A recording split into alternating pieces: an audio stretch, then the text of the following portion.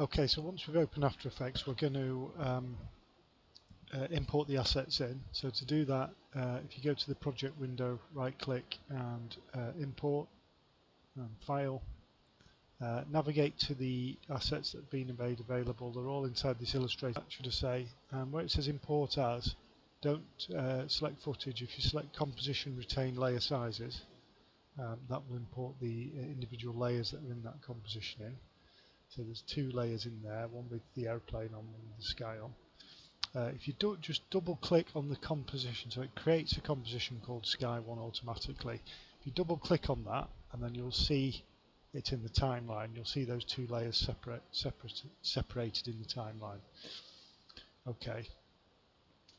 So what we want to do is we just want to make sure that the composition is set to duration of 10. So if you go to composition settings, and it should by default be set to 10. If it's not, what you can actually do once you've imported it in is you can actually click on the end of each layer, and you can either shorten it or lengthen it. Okay, but we've got that at 10. What you can also do, if you use your plus and minus keys on your keyboard, you can actually zoom in or out on the timeline as well.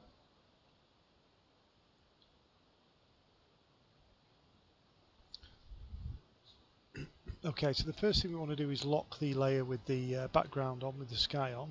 So again, some of these should be familiar to you from other applications. So the BG layer is the one with the sky on. Click underneath the padlock and that will lock it so you don't accidentally move it. And then if we expand the aeroplane layer, you will see a transform setting under there. And then if you move your plane, so we're going to move it to its initial position, which is actually off the stage. Okay, now if we expand to transform further, you will see that when I move the plane around, you'll see next to the position value here that the X and Y coordinates are changing as I move the plane around. I'm just going to move it off bottom left there. So to create a keyframe for that position that we've moved it to, if you click on the timer next to position, and you'll see that automatically creates that blue diamond on the timeline that represents a keyframe. So now we're going to start to create the animation. Yes, we've moved the timeline along to 1 second here. Okay, and then we can move the plane onto the stage. You see that movement automatically then creates a new keyframe at that point on the timeline. And you'll see that what it also does, so if I scrub the needle back, it does something called interpolation. So it interpolates the plane between those two keyframes. Okay.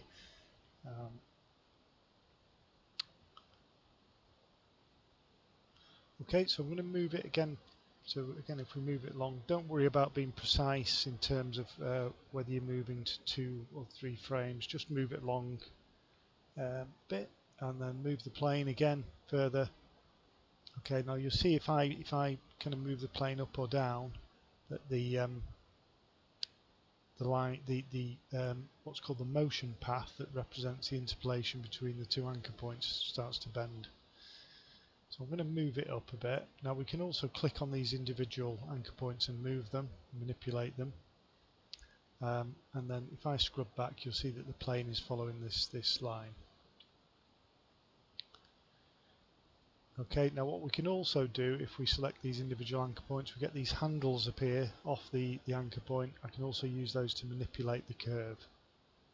Okay, and then so I'm going to move along, I'm going to continue this, building up this animation. Now what we can also do, if we want to, say we want to switch one of these anchor points from a Bezier curve to a linear anchor point, what we can do is we can select the pen tool, and we can click on the anchor point, and you'll see it goes from Bezier, which is curved, to linear, which is straight. Okay, click on it again to return it to curved.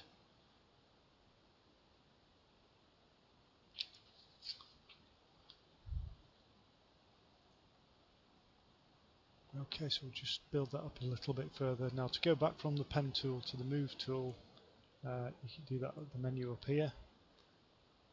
So we'll continue moving it. Sorry, move the needle first. So we're moving the time, increasing the time. So we're moving in time and space. Time on the timeline, space on the stage.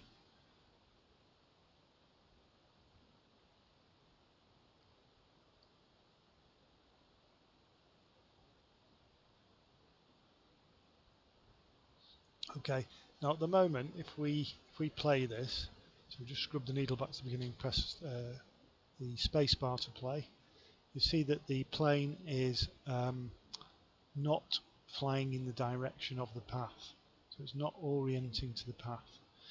To make it so it orients to the path, okay, we can right click on the layer itself and go to transform and select auto orient.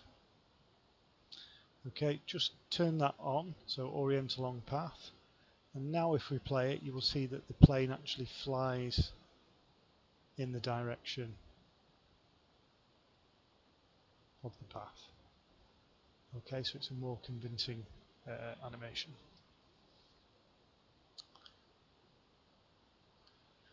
Alright, so what we can do now, so at the moment the animation's looking a little bit kind of clunky. Now if we think about, and this is where really the art of animation comes in, if we think about how a plane would actually be moving, if you think when it's climbing steeply like this, it's going to slow down a bit and it's going to speed up when it dives. Okay, so what we can do now is we can start manipulating the distance between these keyframes to reflect that.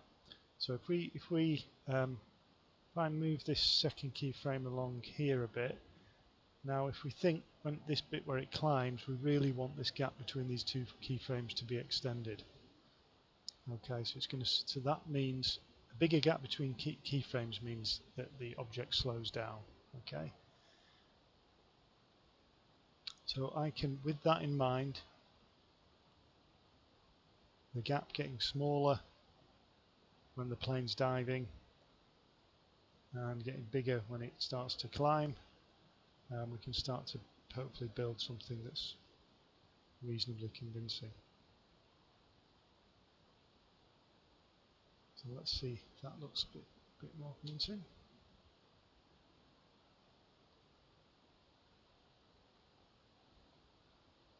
So there you go, we can start to tweak that. I think we're getting somewhere with it slowly.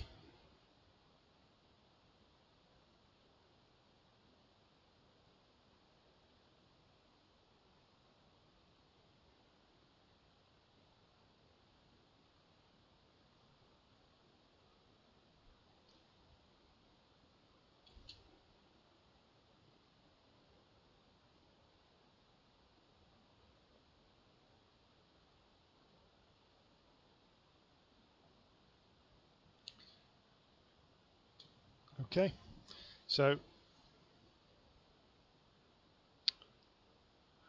right, so we've got our basic animation. We can just continue this on to the end of the 10 seconds.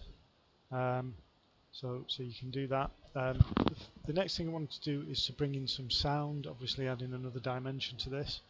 So again, to import that in, we can right click in the project panel, import file, and select our sound file, which is called prop aeroplane. If we bring that in, that will come into the project window. To put that in the composition, we can just literally drag that down into the layer panel, and you'll see that appears. And then if we play through, you will see the animation that we've produced alongside the sound effect.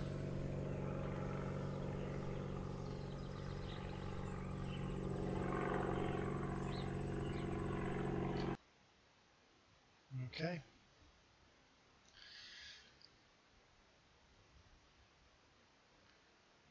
Okay, so there we've kind of built up our basic animation. You can continue to add keyframes, like I said, and tweak that animation, particularly that slowing down as it climbs and speeding up as it dives.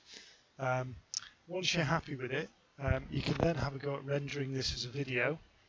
Okay, so to render this as a video, we're going to use Media Encoder. So if you go up to composition again at the top and go down to where it says add to Adobe Media Encoder queue, and we want to publish this as an MP4. So if you make sure here that the format is H.264, which actually is the MP4 format, and then if we keep the match source high bit rate, we can stick with that for the moment. Then you can choose where you want to render the video to. So if you click on this address here, and then you can choose to render to OneDrive and give it a unique name. Okay, so I'm going to save that. And then finally, to actually render it, if you click on the green arrow here, and you'll see it rendering in the thumbnail at the bottom there. Okay, and then to watch your render, again you can click on that address, and this time when you go to that address, you should see your rendered video here, with MP4 file as the format. You double click on that to open it up.